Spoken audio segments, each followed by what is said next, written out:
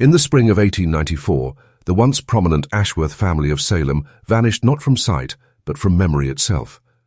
Official records were erased, town archives redacted, and their estate demolished within a year. Yet scattered letters, diaries, and whispered accounts tell a darker story, of a hidden attic that should not have existed, and of two sisters whose identities seemed to blur until no one could say who was who, or what had become of them. Tonight, we unravel the fragments left behind, the missing police reports, the vanished medical notes, and the testimonies suppressed by Salem's leaders. Who were the Ashworth sisters? What occurred within their sealed attic? And why has history worked so carefully to erase them? Before we begin, I invite you to subscribe to the Macabre Record channel for more forgotten mysteries and erased histories. And let us know in the comments where in the world you're listening from, and at what time of night. After all, some stories sound different after midnight. The winter of 1894 brought with it more than just the usual frigid winds to Salem, Massachusetts. It marked the beginning of what would become one of the most perplexing and unsettling mysteries in the town's history. The Ashworth estate, a once admired Victorian mansion on the outskirts of town, stood as a proud reminder of family wealth and respectability. Yet by the following spring, the name Ashworth would be spoken only in hushed tones among the townspeople, if spoken at all. Eleanor and Margaret Ashworth, unmarried sisters in their 30s, were considered peculiar but respected members of Salem society.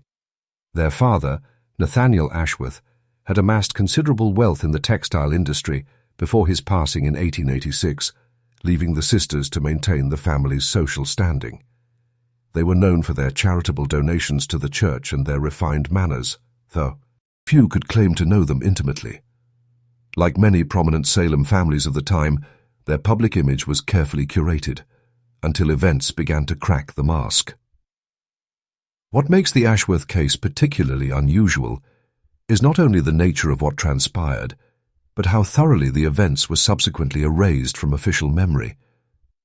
According to the limited documentation that survives, primarily in the form of private correspondence and fragments of newspapers preserved by the Historical Society of Essex County, the Ashworth affair was deliberately struck from the public record through a systematic removal of evidence. One detail appears again and again in these scattered accounts: the attic of the Ashworth mansion, a room that, according to the architectural plans filed with the county in 1871, should never have existed at all. It was in December of 1893 that the first troubling hints emerged. Dr. James Sullivan, a local physician with a practice on Essex Street, noted in his personal journal an unusual increase in visits to the Ashworth estate. His entries, discovered decades later in a collection of medical ephemera, mention Margaret Ashworth's nervous disposition and her growing preoccupation with noises from the upper floor. Sullivan prescribed various tonics and recommended rest, attributing her condition to hysteria, a common diagnosis of that era. Yet by February of 1894, his visits abruptly ceased. When questioned later by colleagues about the Ashworth sisters, Sullivan would reportedly change the subject or claim patient confidentiality.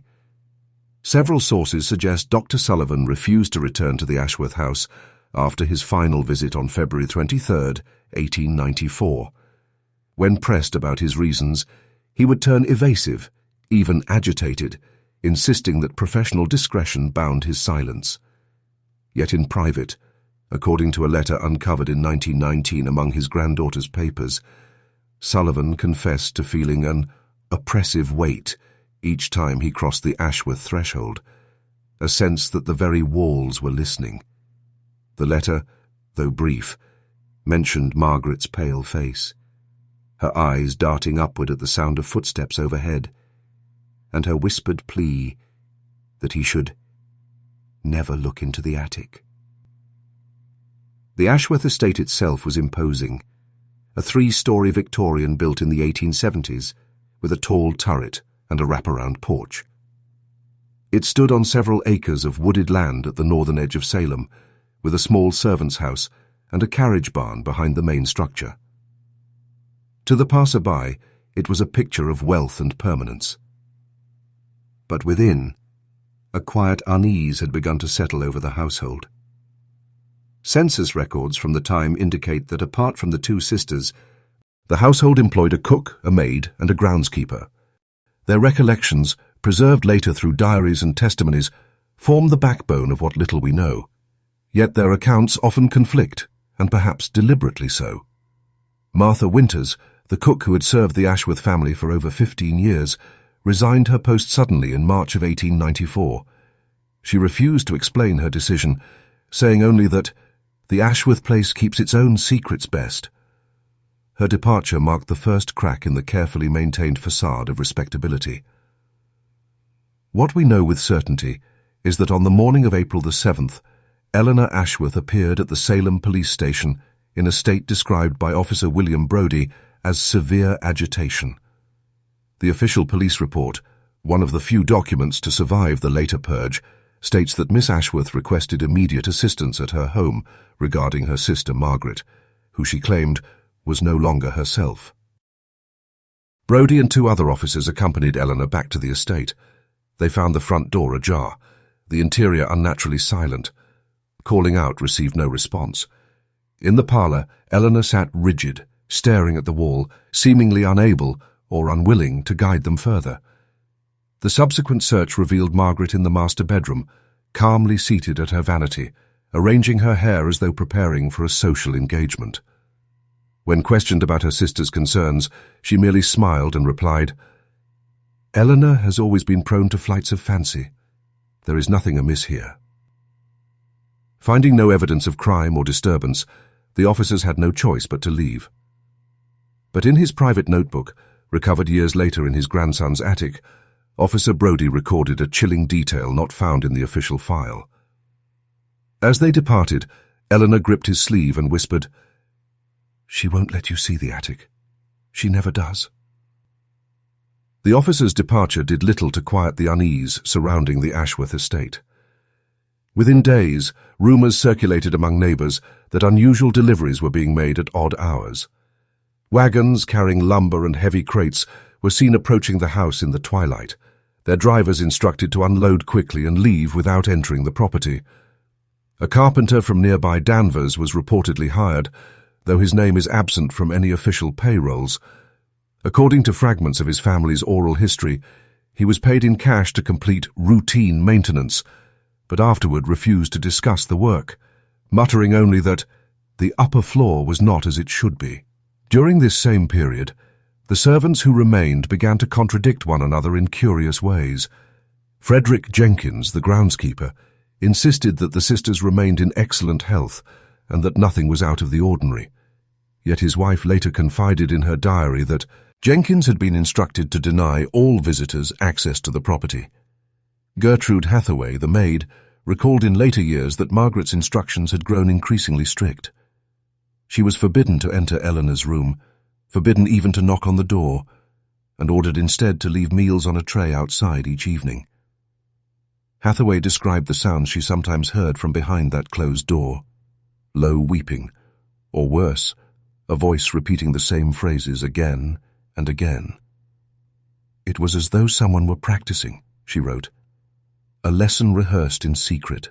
On April 22nd, smoke was seen rising from the Ashworth chimneys, unusual for the season.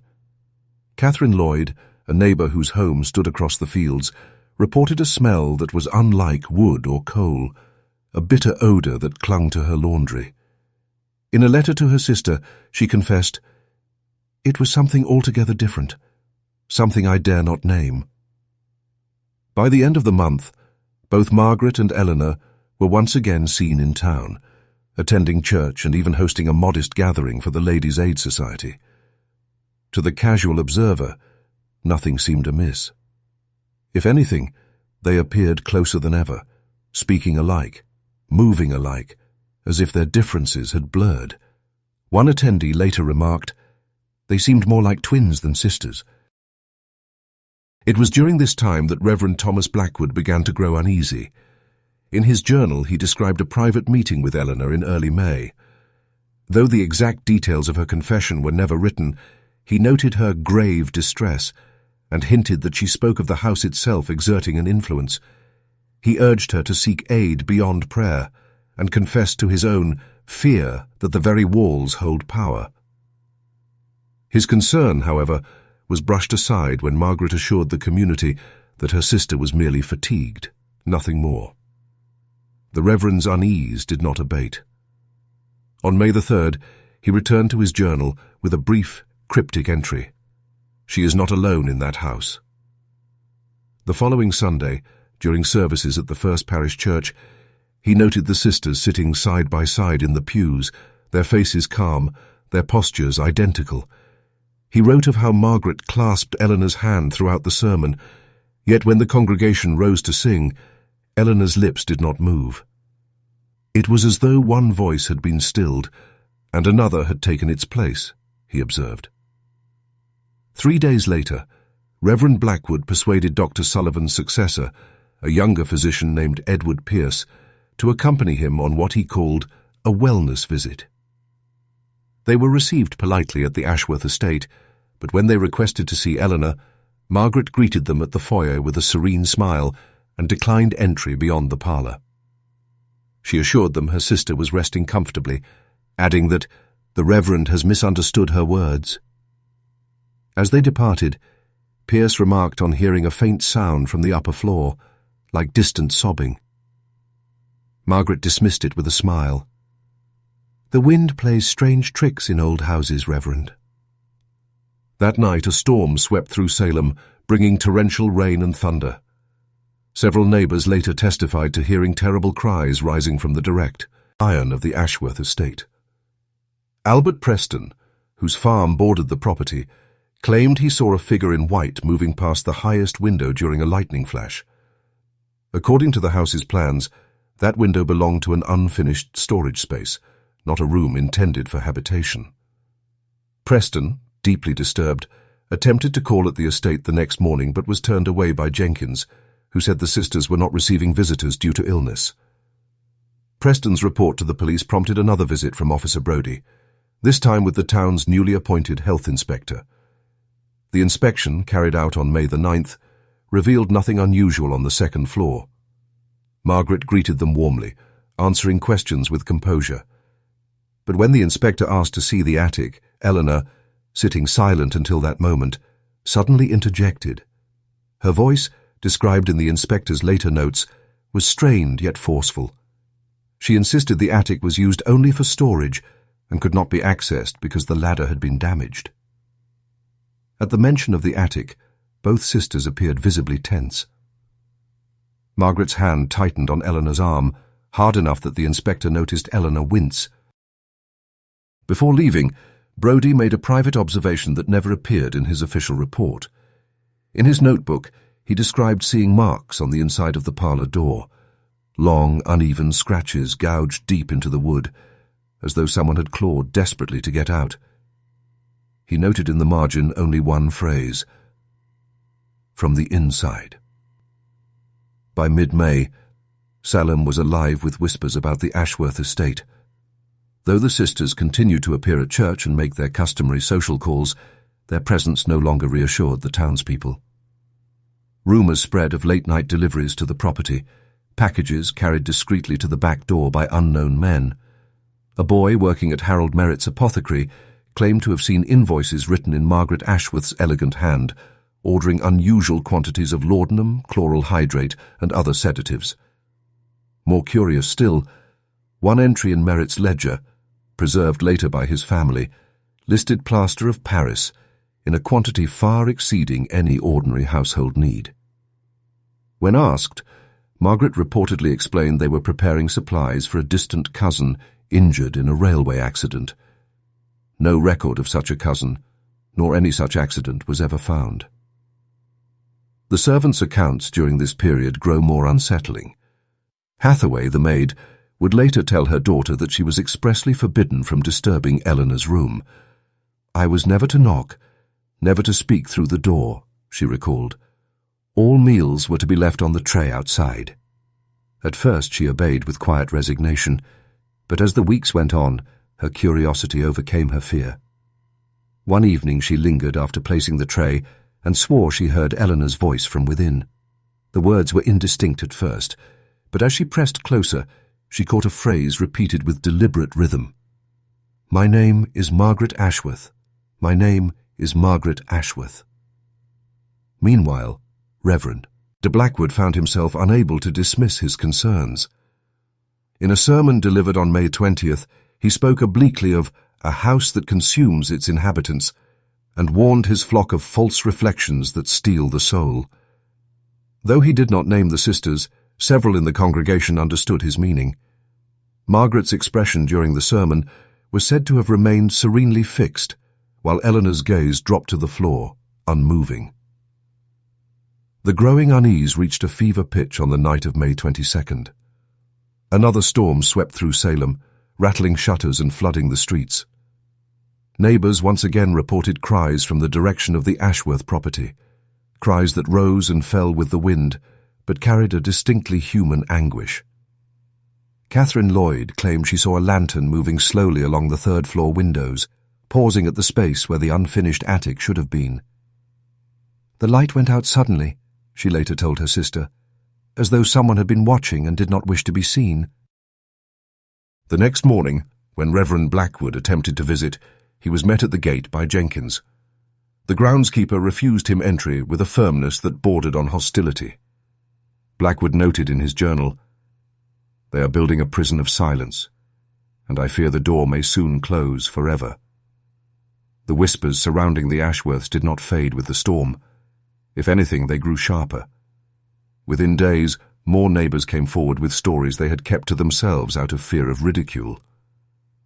Albert Preston repeated his earlier claim about seeing a white figure at the highest window, but now he added that during another lightning flash, he believed he saw two figures, not one. "They moved as if mirrored," he told a confidant years later, "and yet only one cast a shadow." Such a statement, though unverifiable, circulated in hushed tones among Salem's gossips, fueling the idea that something unnatural had taken root in the Ashworth home. The health inspector, troubled by the mounting rumors, requested a second visit to the estate. This time he arrived unannounced, accompanied once again by Officer Brodie. They were greeted by Margaret, poised and gracious, who ushered them into the parlor with her usual calm. Eleanor sat beside her, silent, her hands folded neatly in her lap. When the inspector inquired about her health, Eleanor offered only a faint smile and said nothing more. The official purpose of the visit was to ensure the house had not sustained damage from the recent storm. Margaret consented, leading them through the ground floor and second floor with impeccable composure. All appeared orderly, though Brodie noted that several rooms seemed unused, their furniture shrouded in sheets. The air on the second floor was noticeably colder despite the warmth of the season, and in one hallway he observed damp stains on the ceiling, as though water had seeped in from above. When the inspector mentioned the attic, the atmosphere shifted. Eleanor flinched visibly, and Margaret placed a firm hand on her arm before responding. With a smile that seemed strained, she explained that the attic was inaccessible due to a damaged ladder. "It is nothing but storage," she insisted, "and quite unremarkable." Yet the inspector later recorded in his private notes that both sisters grew palpably tense at the mention, and that Margaret's grip on Eleanor's arm tightened until Eleanor's knuckles blanched. Reluctantly, the inspector accepted her refusal. Before leaving, however, he made one last observation that never reached the official record. On the inside of the parlor door, near the baseboard, he saw marks etched deep into the wood. They looked like scratches, uneven and jagged, as if made by fingernails. Brodie too noticed them, and scribbled a brief line in his notebook. Someone tried to leave this room, and was not permitted. Though the visit ended with polite farewells, both men carried away a sense of unease that no amount of formal language could dispel. The inspector later confided to a colleague that he had the impression the house itself was guarding its secrets, and that the attic, unseen and forbidden, had become a kind of silent witness to something unspeakable. By the final weeks of May, Salem society could no longer ignore the mounting strangeness surrounding the Ashworth household. The sisters continued their public appearances, but behind the polished facade, unsettling details trickled into town. The apothecary's ledger showed further orders placed under Margaret's name, this time for chloroform, morphine, and additional plaster of Paris. Such requests were wholly disproportionate to the needs of a genteel residence. When questioned, Margaret gave the same polished excuse: a cousin in Connecticut requiring care. Yet no one could recall such a cousin, nor did any accident of that sort appear in the newspapers of the time. The maid, Gertrude Hathaway, would later recall in her daughter's memoirs that Margaret's nightly rituals had grown more rigid. Each evening, at precisely 8 o'clock, she would ascend the staircase carrying a tray with a teapot, a decanter with the unmistakable scent of laudanum, and a plate of food. She remained upstairs for nearly an hour before returning, the food often untouched, but the decanter always emptied. Hathaway described the unease that filled the servants' quarters during those hours, as if the very house held its breath. "It was not the silence of sleep," she wrote, "but the silence of listening."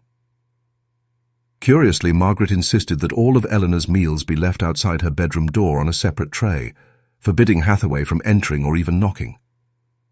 Weeks passed without Hathaway laying eyes on Eleanor directly. Once unable to resist, she bent to listen at the door. What she heard chilled her blood. A woman's voice, hoarse and trembling, repeating again and again, "I am Margaret. I am Margaret." The words carried not the confidence of self, but the cadence of instruction, as though someone were rehearsing a role. Meanwhile, Reverend Blackwood's disquiet deepened into near obsession. In a private letter preserved by his descendants, he wrote, "One of the sisters seeks to erase herself, or perhaps to erase the other. I cannot yet discern which, but I fear the process is nearly complete." His sermons grew increasingly somber, filled with imagery of mirrors, shadows, and false reflections. Parishioners whispered that the Reverend had lost himself to morbid fancies, yet those who lived near the Ashworth property found his warnings difficult to dismiss. The atmosphere in Salem itself seemed touched by the unease. Children dared each other to run past the Ashworth gates at night, swearing they heard voices carried on the wind. A grocer delivering flour to the estate claimed he glimpsed Margaret's silhouette framed in an upstairs window, though the figure turned away quickly, as if unwilling to be seen. He insisted that a second shadow moved behind her, almost identical, but thinner and frailer.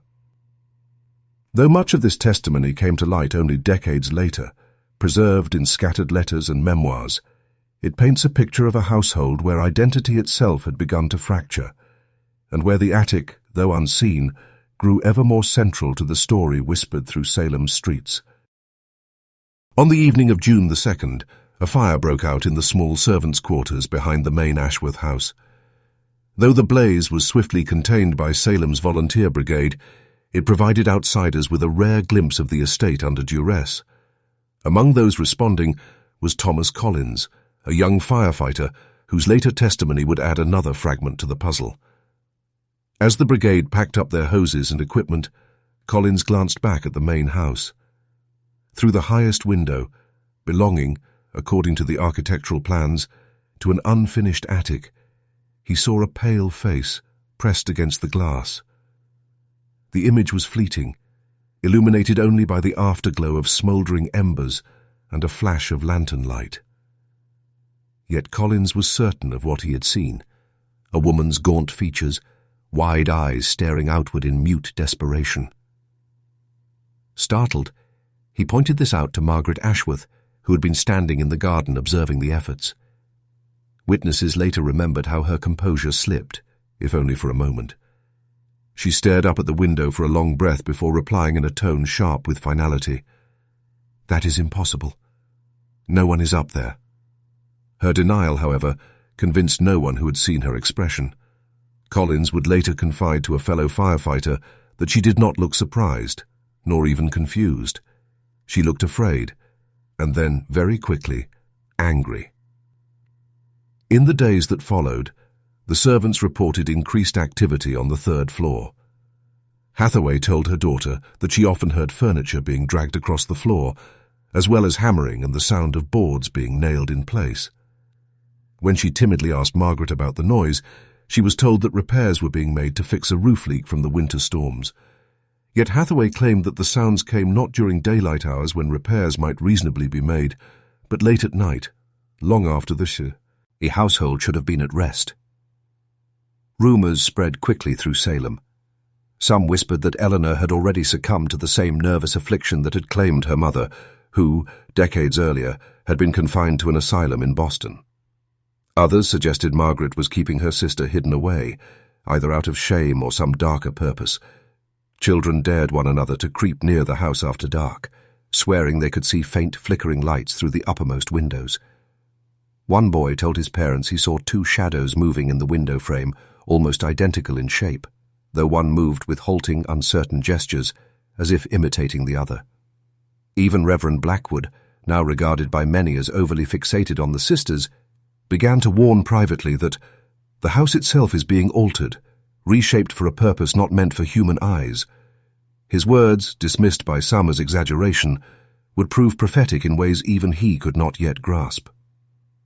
Reverend Blackwood, though increasingly dismissed by his parishioners as a man obsessed, could not turn away from the Ashworth affair. His journals from early June of 1894 are filled with fevered observations, though many entries have since been lost or deliberately removed. One intact note, dated June the 4th, reads simply, "She is still there. The house hums with her presence." Who he meant by she was left unexplained, though his subsequent actions suggest he referred to Eleanor. The following day, Blackwood made another attempt to visit the estate, this time under the pretense of offering prayer for the sisters. Margaret received him at the door, immaculate as always, her voice calm and measured. He pressed to see Eleanor, but was told she was sleeping. When he insisted, Margaret's smile faltered. At last, she led him up the staircase, her footsteps slow and deliberate, pausing often as though to consider. But before they reached the second floor, Eleanor herself appeared in the hallway, her expression blank, her eyes oddly fixed. She assured the Reverend that she was well, and that his concern was misplaced. Her tone was steady, almost rehearsed. What troubled Blackwood most, he later admitted, was not what Eleanor said, but how she said it. In her cadence, her posture, even the way she folded her hands, he recognized echoes of Margaret. It was as if she had borrowed her sister's gestures, he recorded in a line later torn from his journal, or perhaps had them pressed upon her. The Reverend's certainty that something unnatural was unfolding only deepened after this encounter. Yet when he sought the support of the town's selectmen, he was met with skepticism and impatience. Salem, already weary of scandal and old reputations from its infamous past, had little appetite for another tale of hysteria and confinement. The selectmen advised him to put the matter to rest, noting that the Ashworth sisters were pillars of the community, and that gossip could destroy reputations unjustly. Still, Blackwood pressed. He confided to a fellow clergyman in a letter that his conscience was consumed by dread, and that he felt the weight of complicity should silence prevail. It was during this time that several pages were excised from his journal entirely. When the book resurfaced decades later, the missing entries were replaced with only a cryptic phrase, written in the margin of the next surviving page. "Some sins cannot be absolved through prayer nor through law, but only through fire." The phrase would haunt historians who studied the fragments, for it seemed to foreshadow what was to come. Within weeks, Salem itself would be forced to confront the growing terror of the Ashworth house, though even then, official records would bend toward forgetting. On June 15th, word spread quietly through Salem that the Ashworth sisters intended to leave town. Margaret herself made the announcement during a meeting of the Ladies' Aid Society, explaining that she and Eleanor would be traveling to Europe for an extended stay. The change of climate, she said, would benefit Eleanor's health, and their absence would be brief, no more than a year. She spoke with her usual composure, even smiling as she reassured the women gathered that the Ashworth estate would be well maintained during their time abroad. To many in the room, the news seemed both sudden and suspicious. Only weeks earlier, Eleanor had been described as frail, even unwell, yet now Margaret claimed she was fit for transatlantic travel. Several attendees later remembered a strange detail. When Margaret spoke of her sister's health, she gestured toward the empty chair beside her, as though momentarily forgetting that Eleanor had not accompanied her to the meeting at all. Preparations for their supposed departure appeared to move swiftly. Carriages were seen arriving at the estate, bearing trunks and parcels. Jenkins, the groundskeeper, told neighbours that the sisters had asked him to keep the property ready for their return at any time. Yet behind the scenes, discrepancies began to emerge. Passenger manifests from Boston ships departing that summer contained no record of either Margaret or Eleanor Ashworth. Even more damning was the discovery, decades later, of train tickets purchased under a false name, Emser Harrington, for travel north to Montreal on June 16, 1894, the very week the sisters were said to have sailed. This evidence suggested that their departure for Europe was a carefully staged deception. The true reason remains elusive, but hints persist in scattered fragments. A hotel trunk uncovered in Boston in 1917 contained clothing labeled with the initials E.A., alongside unfamiliar garments stitched with M.A. The garments were of slightly differing sizes, though cut in the same styles, as though intended for two women who wished to appear as one. Even more perplexing, witnesses in Salem insisted that lights continued to burn in the Ashworth estate long after the sisters were supposedly gone. Smoke was seen curling from the chimneys on autumn evenings. Children playing near the grounds swore they heard voices carried on the air, two women speaking softly, though indistinguishable in tone. The townsfolk, hesitant to probe further, convinced themselves that Jenkins or his wife had remained in the house, maintaining it in the sisters' absence. Yet in her private journal, Catherine Lloyd wrote a different account. "I do not believe they ever left," she confessed. "I saw Margaret at the window on July 3rd, watching the street as though waiting for someone. Her hair was different, her face somehow sharper, yet it was she. Or it was someone made to be her." Though the sisters had announced their departure, Salem did not entirely believe the tale. The Ashworth estate, so carefully guarded in the months before, still bore the signs of habitation. Lamps were seen burning late into the night, their glow shifting from window to window, as if carried by restless hands. On certain mornings, townsfolk walking the lanes swore they smelled the sharp tang of smoke, though the season no longer demanded fires. The presence of life within the house could not be denied, though no one could say whose life it was. Frederick Jenkins continued to tend the grounds with a diligence that bordered on fanatic devotion. When neighbours pressed him about the sisters' absence, he insisted they had left for Europe, but demanded the house remain ready for their return at any moment. His wife, Mary, was less composed. In a letter to her sister discovered decades later, she described hearing footsteps pacing back and forth across the upper floors during the night. At times, she heard the murmur of two voices, one stronger, the other weaker, as though engaged in an argument muffled by walls. "Yet when I listened harder," she confessed, "the voices seemed to overlap, like a single tongue divided against itself." More disturbing still was her discovery of a mirror in a disused parlor at the back of the house. Across its glass were faint sentences written in soap, repeated over and over in slightly differing hands. "My name is Eleanor Ashworth, and I have always lived in Salem." Each phrase bore subtle variations in spacing, slope, and pressure, as if written by someone practicing until the imitation was perfected. Mary, unsettled, showed her husband what she had found, but he reacted with anger. He ordered her never to mention it again, explaining stiffly that Miss Margaret had developed an interest in handwriting analysis. Yet she noted how pale he looked when he said it, and how quickly he changed the subject. It was not long before others began to report similar disquieting observations. A grocer's boy delivering flour swore he saw two identical figures standing at an upper window, one slightly behind the other, watching him as he crossed the yard. A schoolteacher walking past at dusk claimed she heard someone calling Eleanor's name from within the house, though the cry had a distorted quality, as though passing through water. These accounts, dismissed by skeptics, only added to the growing legend. The contradiction was clear. If the Ashworth sisters had truly departed, who or what remained in the house?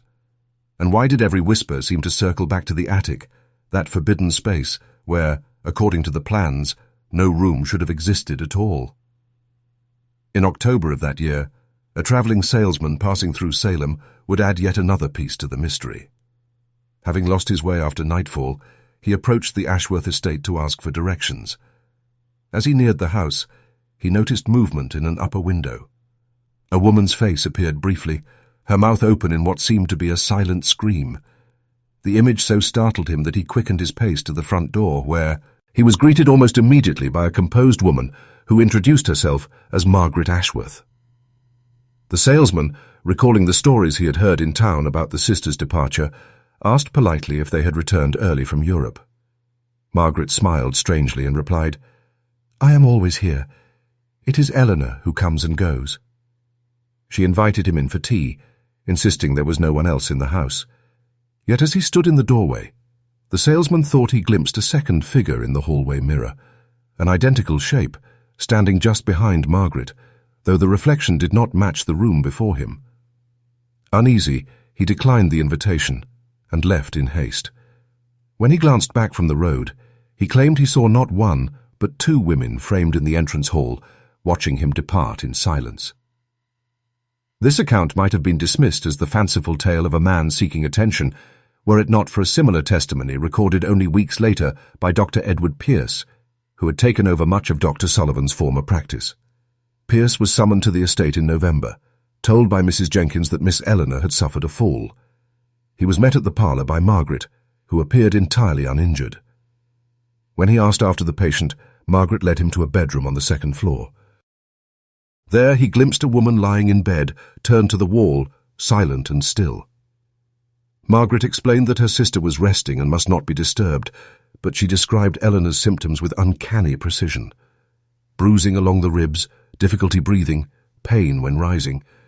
Pierce, without examining the patient directly, wrote a prescription based solely on Margaret's words. Only afterward did he realize the strangeness of the encounter. He had been deliberately prevented from confirming the woman's identity. In a letter to a colleague in Boston, Pierce later admitted, "I cannot shake the feeling that I treated not a patient, but a shadow." Margaret spoke of pain as though she herself felt it, and the figure in the bed, if there was one at all, seemed no more than a prop for her recitation. His words, preserved by chance, would echo the salesman's uneasy account. Two figures, one presence, and a growing sense that the lines between the sisters had begun to dissolve. The unease from his first visit would not leave Dr. Pierce, and by the following morning he resolved to return to the Ashworth estate under the pretense of delivering the prescribed medication. This time he was greeted not by Margaret, but by Eleanor herself, who appeared at the door in surprisingly good health. She welcomed him in politely, though her eyes seemed clouded with something he could not name. Weariness, perhaps, or fear concealed beneath practiced composure. When Pierce inquired about her injury, Eleanor appeared momentarily confused. "I have suffered no fall," she told him, her voice steady, but her hands clasping and unclasping at her waist. He pressed further, mentioning Margaret's description of her symptoms. At this, Eleanor's expression shifted. For a brief instant her lips parted as though she might protest, but then she composed herself and replied with unnerving calm, "My sister is confused at times. She worries unnecessarily about my health." Pierce was unsettled by her poise, her speech patterns, her posture. Even the subtle lift of her chin carried the unmistakable cadence of Margaret. It was as if the words were not her own, but borrowed, he later wrote. He asked to speak with Margaret directly, but Eleanor informed him that her sister had gone to Boston for the day. The insistence with which she delivered this statement seemed rehearsed, as though Margaret had placed it in her mouth. As their conversation drew to a close, a sound drifted down from the floor above, measured, deliberate footsteps pacing back and forth. When Pierce remarked on it, Eleanor smiled faintly and assured him they were alone in the house. "The boards shift in the wind," she explained. Yet Pierce could not shake the impression that someone else, unseen, lingered above their heads. He left the estate with more questions than answers. In a private note scrawled later that evening, he confessed, "I no longer know which of them I saw. If it was Eleanor, then she has taken on Margaret's manner with disturbing fidelity. If it was Margaret, then her deception is complete beyond my capacity to discern. There may be two sisters, or there may be one, divided into halves, each wearing the other's skin." It was this ambiguity that troubled him most, for though he was a man of medicine, trained to trust evidence, he found none he could rely upon. Only impressions, only shadows, and the uncanny sense that identity itself was unraveling within the Ashworth walls.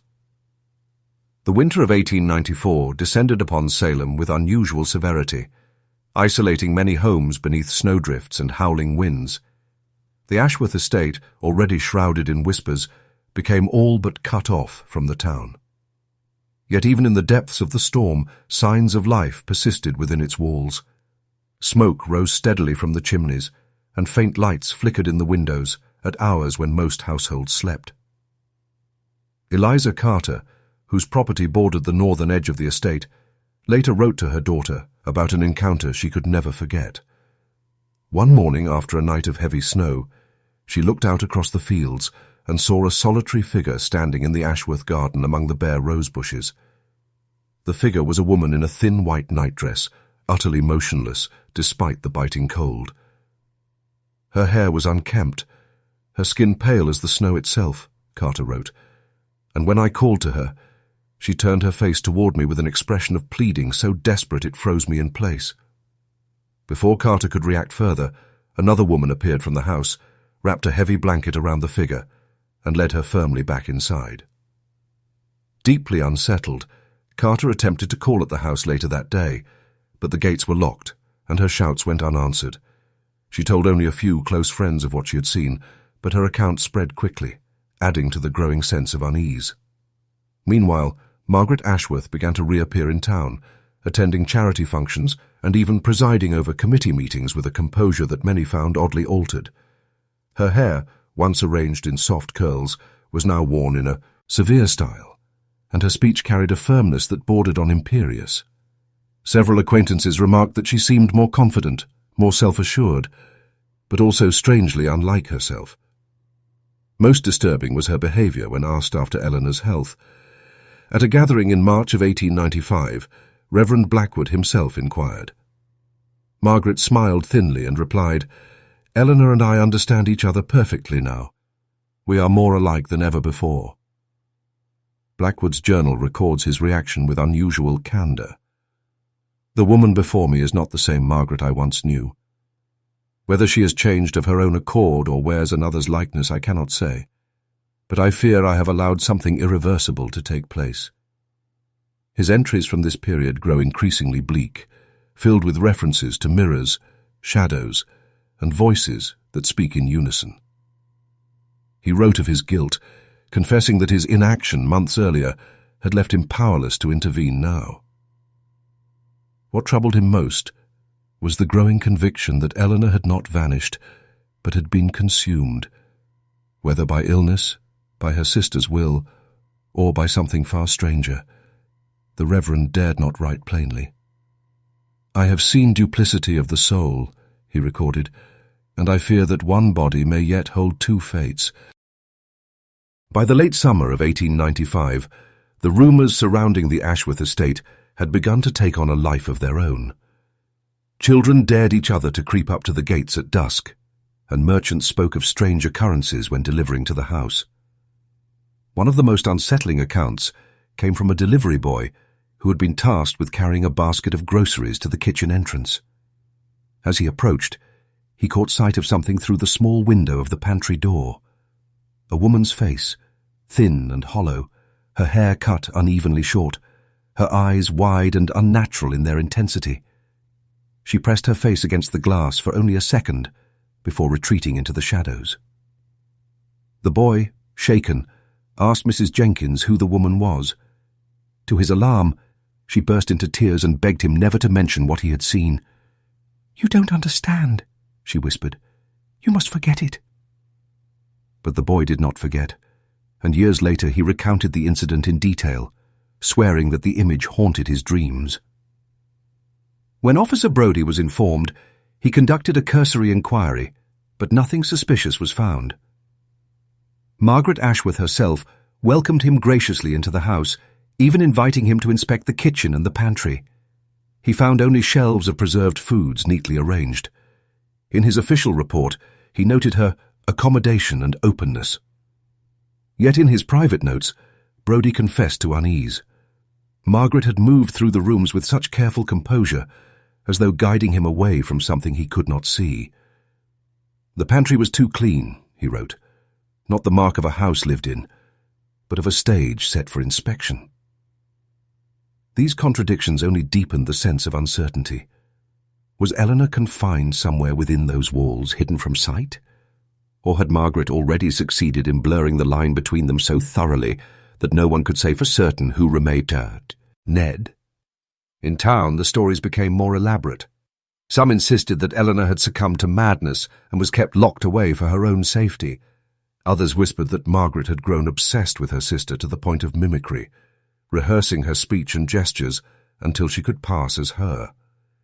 A few, in darker tones, suggested something far worse, that the sisters had become interchangeable, their identities merging in ways unnatural and unholy.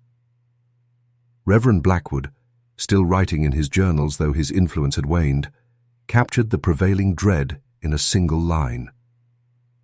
"There are not two women, nor one, but something in between, a shifting reflection that mocks the truth." On the night of September 18th, 1895, Salem was struck by one of the fiercest thunderstorms in living memory. Lightning cracked across the sky, splitting trees and setting fields ablaze in brief, violent bursts. It was during this tempest that catastrophe visited the Ashworth estate. A bolt struck the turret of the house, igniting the roof, and within minutes the fire spread hungrily through the upper floors. Neighbours rushed to the scene alongside the volunteer brigade, but by the time they arrived, flames had already engulfed the third story. Margaret Ashworth was found in the garden, drenched and trembling. When asked where her sister was, she is said to have laughed, a sound brittle and strange. "Eleanor is where she has always been," she replied. No one at the time understood what she meant. As firefighters battled the blaze, part of the attic floor collapsed, revealing a chamber no one knew existed. According to the architectural plans on record, there should have been no room in that space at all, only beams and insulation. Yet those who glimpsed it through the broken roof swore they saw unmistakable signs of habitation: a narrow bed, a small table, and walls blackened not only by smoke, but by years of human touch. One volunteer, Thomas Collins, later confided to his son that he saw clothing laid out neatly on a chair, 2 dresses, identical in cut and fabric, as though awaiting inspection. What disturbed the brigade most, however, were the marks. Scratch marks covered the inside of the walls, gouged deep into the wood, some stained with what looked like dried blood. They were the frantic carvings of someone desperate to escape. On the plaster near the remains of a mirror, a message had been etched: "She is becoming me." The official fire report made no mention of these discoveries. When records were later examined, entire pages were missing or replaced with vague statements about severe damage. Witnesses were instructed to remain silent, though some, like Collins, preserved their memories privately until old age loosened their tongues. Among the debris, human remains were discovered, burned beyond recognition. Dr. Edward Pierce, called to examine them, noted evidence inconsistent with death by fire alone. In his private notes, Never included in the official report, he described healed fractures, restraints, and even crude surgical alterations to the body. This person, he wrote, was subjected to condyes, conditions incompatible with survival.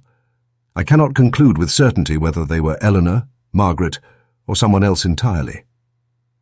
The townspeople watched in grim silence as the fire reduced the estate to a smouldering shell. Yet what lingered was not relief, but dread. For though the blaze had revealed the forbidden attic, it had also concealed the truth within ashes and ambiguity. In the immediate aftermath of the fire, Salem's officials moved quickly to bury the scandal.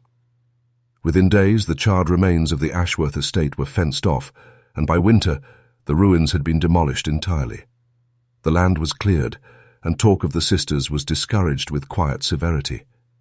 But silence cannot extinguish memory, and fragments of the truth surfaced in whispers, in private letters, and in confessions made long after the events. Thomas Collins, the same firefighter who had reported seeing a pale face at the attic window months before, carried the weight of what he saw until his death in 1931.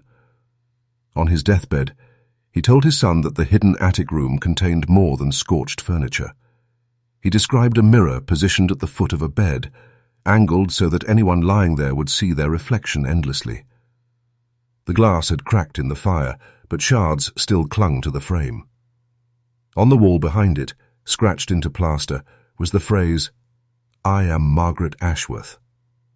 It was written again and again, each time in a slightly different hand, as though two people had been practicing until their writing became indistinguishable. Collins also recalled a small table holding personal items, hairbrushes filled with auburn strands of varying lengths, gloves of slightly different sizes, and a notebook filled with repetitions of the same phrase. "My name is Margaret. I have always been Margaret." Some of the handwriting was confident, some faltering and uneven, but all striving towards sameness. Dr. Pierce, too, left behind notes that contradicted the official account. He wrote of the remains recovered from the attic, remains that bore evidence of confinement and prolonged suffering. The hands, he noted, showed fractures consistent with repeated trauma, perhaps from clawing at the walls. More chilling was his description of surgical alterations, crude attempts to reshape the face, sutures that suggested someone had tried to adjust the features, to mold one woman into the likeness of another. "It was not medicine," Pierce wrote. "It was rehearsal upon flesh." These details never appeared in the town's archives. The official report spoke only of unidentified remains and made no reference to the attic or its contents. Yet the personal testimonies that trickled out over decades painted a far darker picture than any official record would admit. Even more unsettling was what followed in the months after the fire.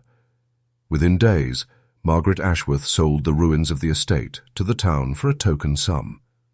The bill of sale, preserved in county records, stated she intended to return to England, the family's ancestral home. But no record of her arrival in England has ever been found. To this day, her name does not appear in ship registries, obituaries, or genealogical traces. The question remained, who had perished in the attic that night, and who had walked away? Within weeks of the fire, a quiet but thorough campaign of erasure began in Salem. The Ashworth name, once spoken with respect, was now conspicuously absent from conversation, as though townsfolk had been instructed, or compelled, to forget. Police reports from the incident vanished from the station archives. Where the case should have been noted in the ledgers of the Salem Gazette, there appeared only a brief mention of a fire on the northern outskirts, stripped of detail and names. Church records, normally meticulous in recording deaths and memorial services, contained a sudden and unexplained gap during the crucial months of 1895. By the spring of 1896, the ruins of the Ashworth estate had been cleared entirely. In its place, the town commissioned a small public park. No plaque was erected to commemorate the family, no stone to mark the site of the once grand mansion. Within a few years, children played on its lawns, and newcomers to Salem had no inkling that a tragedy had unfolded there. What had been one of the most imposing estates in the town's history was erased as if it had never existed. The thoroughness of the suppression raises troubling questions. Was it simply an attempt to avoid scandal, to protect Salem from another stain on its reputation already haunted by its infamous past? Or was there something more deliberate, some deeper motive behind the coordinated silences? Letters uncovered in the early 20th century suggest the latter. One note, written by a town selectman to his brother in Boston, referred cryptically to a matter most disturbing, yet resolved to the satisfaction of all parties. The phrase, resolved satisfactorily, recurs in multiple surviving documents, though never with explanation. Even those who had lived through the events seemed to bend to this strange forgetting. Neighbors who once spoke of screams in the night grew reluctant to mention them at all. Witnesses who had insisted on seeing figures in the attic window now shrugged off their earlier claims as tricks of the light. Only in private diaries and unpublished letters did the truth persist. Scattered fragments passed quietly down to descendants. Perhaps the most unsettling element of the erasure is that it almost succeeded. By the early 20th century, the Ashworth sisters were little more than a rumor, a cautionary tale told by a few old families. Without the scattered documents and confessions preserved in secret, their story might have vanished entirely, consumed by deliberate silence. And yet, the fragments that do remain paint a portrait not of peace, but of something so disturbing that Salem's leaders felt compelled to bury it beneath forgetfulness itself. The veil of silence might have succeeded entirely were it not for the persistence of memory carried in hidden corners of the past. In 1910, a trunk was discovered in a Boston storage facility, its rent long unpaid. Inside were garments belonging unmistakably to the Ashworth household, dresses stitched with the initials M.A. and E.A. hair ribbons, and most chilling, a notebook filled with fragmented writings. The pages alternated between two distinct hands, but each line repeated the same phrase: "I am Margaret Ashworth. I am Margaret Ashworth." At times the words slanted one way, at others another, as though two different authors struggled to arrive at the same script. 2 years later, in 1912, the longtime groundskeeper, Frederick Jenkins, was admitted to the state hospital in Danvers. His doctors described his condition as melancholia with paranoid features, but within his ramblings lay details that only someone intimately familiar with the Ashworth household could have known. According to hospital records, Jenkins spoke often of the one upstairs and how he had been charged with carrying food to the attic door. He described hearing weeping, whispers, and even repetitions of phrases that unsettled him deeply. "She kept saying she was still Eleanor," he told one nurse, "over and over, like a prayer or a protest." Jenkins also claimed to have witnessed changes in both sisters. Miss Eleanor, the one downstairs, I mean, she began to change.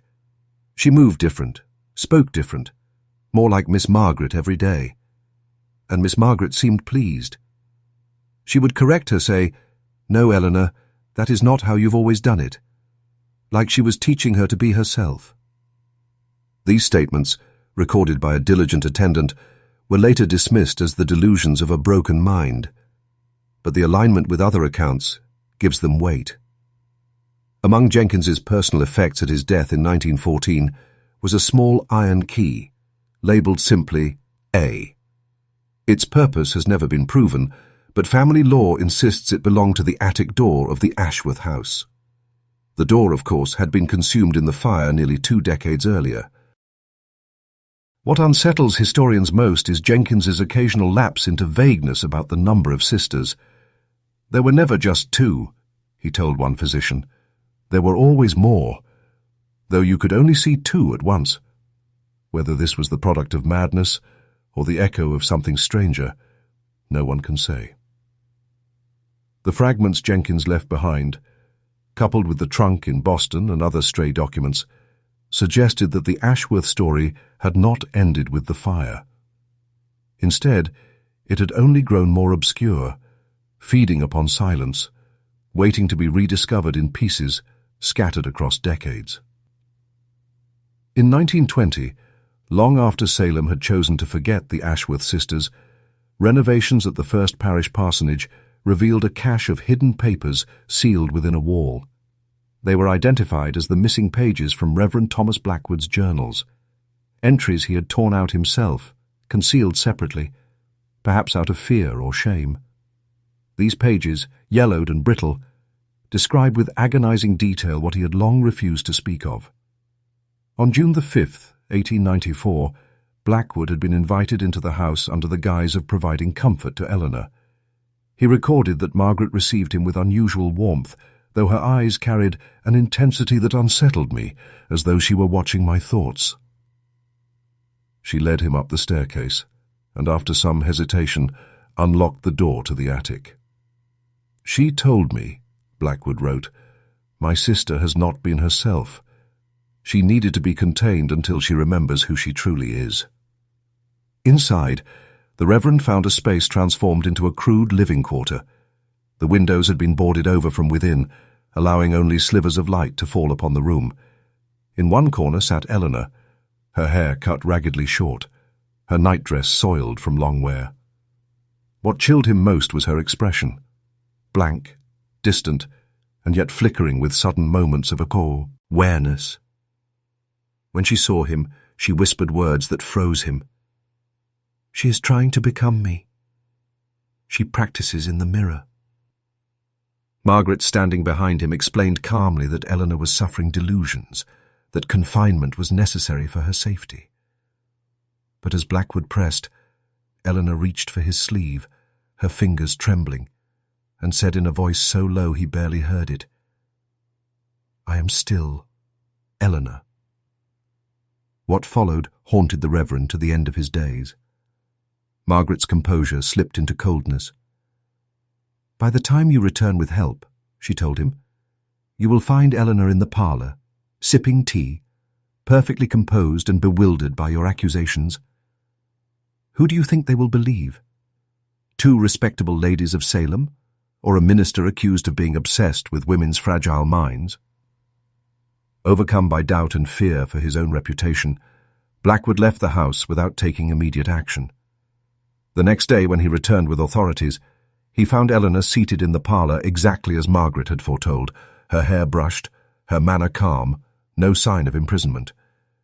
The attic, when inspected, showed only dust and storage. "I failed her," Blackwood confessed in his recovered pages. "I failed them both, though I know not which one sought deliverance. The woman in the attic was Eleanor.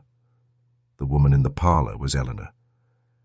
And yet, they were not the same." This confession, hidden for decades, provided the most direct glimpse into the attic, though it raised as many questions as it answered. The discovery of Reverend Blackwood's missing pages might have ended the matter, had they not been accompanied by a series of clippings he had collected obsessively in the years following the fire. Among his papers lay dozens of newspaper reports spanning 2 decades, each detailing the disappearance of a woman in New England. Many of the missing shared certain characteristics: similar height and build, auburn or dark hair, refined manners, and few close relatives who might raise alarm. In the margins of these clippings, Blackwood scrawled cryptic notes: "Resembles Eleanor, seen in Boston, too similar to ignore." He circled descriptions that mentioned women observed in the company of another lady, tall, cultured, with an aristocratic bearing, who invariably vanished from the account without further mention. In more than one clipping he wrote simply, M.A. One case from 1900 troubled him most. A librarian in Portsmouth disappeared suddenly, last seen speaking with a stranger from Boston. Months later, the librarian returned, claiming she had been visiting family. Yet those who knew her remarked that she was changed. Her voice carried a different cadence, her gestures seemed practiced, and some swore she was left-handed, when before she had been right. Blackwood circled the report and wrote in the margin, "She has learned her lesson well." To others, such connections might have appeared the fantasies of a man consumed by guilt. But Blackwood's papers suggest he believed the Ashworth practices, whatever they had been, did not perish in the fire. He referred repeatedly to the procedure, describing it in vague but chilling terms: isolation, disorientation, mirrors, repetition. In one note he wrote, The vessel must be emptied before it too can be filled. His handwriting grew increasingly erratic in later years, as if he struggled to contain the implications of what he suspected. What disturbed historians most was the implication that the Ashworth affair was not unique, but part of a pattern, an ongoing ritual of identity transference, spreading quietly through time and distance. Whether Margaret herself survived and continued these practices, or whether she had passed them to another, Blackwood could not determine. Yet in one of his final entries he wrote, "She is still among us, but not as herself. She wears the name of others now, and those who vanish are not truly gone, but become her shadow." By the time of his death in 1916, Reverend Blackwood's reputation had diminished, his warnings dismissed as the ravings of an obsessive. But the clippings he left behind, annotated with desperate certainty, remain among the most chilling fragments of the Ashworth case. They suggest that the horror did not die in Salem, but instead escaped it, clothed in the identities of others. By the mid-20th century, most in Salem regarded the Ashworth affair as little more than a family ghost story, the sort of tale whispered on autumn nights to entertain children. The park where the estate once stood became ordinary ground, benches, flower beds, a playground. Yet even as the town tried to forget, disturbing fragments surfaced that hinted the past had not been buried as thoroughly as officials once intended. In 1947, city workers excavating near the park's southern boundary uncovered a small wooden box buried less than 2 feet underground. Inside lay strands of hair carefully braided, tied with ribbons marked M.A. and E.A. Though local newspapers dismissed it as a curious relic, the box was quietly sent to the Essex Historical Society, where it remained sealed in storage. Archivists noted that the hair appeared to be from 2 different individuals, yet the braids were woven together so tightly they could not be separated without breaking. 2 decades later, in 1965, a family renovating their home on Federal Street discovered a bundle of papers hidden within a false wall. Among them was a diary belonging to an unknown hand, possibly a servant who had fled the Ashworth household. The entries were fragmentary, but several lines repeated the same phrase. "She thinks I am emptied, but I am not." The tone suggested defiance, as if the writer sought to assert their identity against a force determined to erase it. Scholars debated whether the hand was Eleanor's, Margaret's, or another's entirely, but no consensus was reached. More perplexing still was the discovery in the 1970s of architectural sketches in the archives of a long-defunct construction firm. The plans depicted alterations to the Ashworth estate, specifically a concealed chamber on the 3rd floor, accessible only by a hidden stair. The chamber's dimensions matched precisely the accounts of firefighters who had glimpsed the attic through the flames in 1895. One drawing bore a faint note in the margin, "For rehearsal only." Who had commissioned the plans and why they were kept hidden remains unanswered. Even in death, the Ashworth legacy seemed to linger. In the 1980s, genealogists researching neglected cemeteries in Essex County uncovered headstones bearing names unfamiliar to local records. One stone, weathered Beautemonsam, T still legible, read, "Here rests Margaret, beloved sister." Yet no dates were inscribed, and parish archives contained no record of such a burial. Another stone nearby carried only the word Eleanor, but the surface appeared deliberately abraded, as though someone had tried to erase more specific information. Taken together, these artifacts formed a mosaic of unease, a reminder that while Salem's official memory had been purged, the shadows of the Ashworths persisted. Each discovery raised the same unnerving question: had the sisters' story truly ended in fire, or had it continued in secret, wearing new names and leaving behind only cryptic traces? Even as official records remained silent, the story of the Ashworth sisters survived in the margins of family memory. Descendants of servants, neighbours and tradesmen carried tales that had never been written down, passing them from one generation to the next like an heirloom too dangerous to display. In 1958, a Salem folklorist named Clara Holbrook began recording oral histories from elderly townspeople. Among her tapes, now housed at the Peabody Essex Museum, are testimonies that draw unsettlingly close to the heart of the Ashworth mystery. One voice, identified only as Mrs. L., recalled what her grandmother had told her as a child, that Margaret was seen standing over Eleanor at night, measuring her features with calipers, comparing the distance between her eyes and the angle of her jaw. She said Margaret would murmur, "Soon there will be no difference," Mrs. L. recounted, and that Eleanor did not protest, only wept quietly into her pillow. Another informant, the grandson of a former maid, spoke of family warnings never to speak the sisters' names aloud after dark. His grandmother had fled the Ashworth house in fear, taking with her a small scrap of paper that bore handwriting exercises. The words repeated across the page were painfully familiar. "I shall be you. I shall be you, only better." Though faded, the scrawl suggested two hands, one elegant, one trembling, locked in a struggle to replicate the other. Holbrook herself admitted in her notes that she grew uneasy the more she listened. She wrote of recurring themes across accounts, mirrors covered with cloth, voices that seemed to echo when only one person was present, and a strange odour, sweet, chemical, suffocating, that lingered in rooms long after the sisters had left them.